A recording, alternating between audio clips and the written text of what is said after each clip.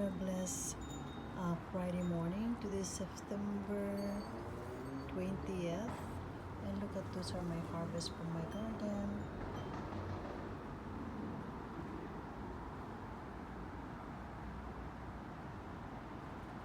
Bali nasa 5 kilong ampalaya yan. Some tomatoes.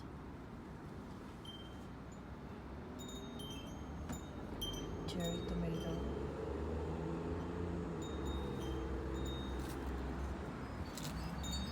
Hot pepper.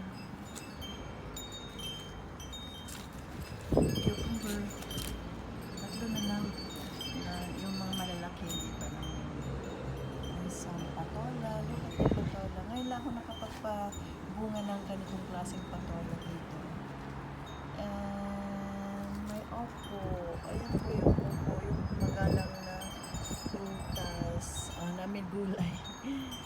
So these are my harvest for today. Thank you, Lord, for this blessing. Kaya sabi nga nila, pag may tiyaga, may nilaga. Kaya at the end of the day, may aanihin ka. Kung masipag ka, maski nasa paso lang, pwede niyong tamnan.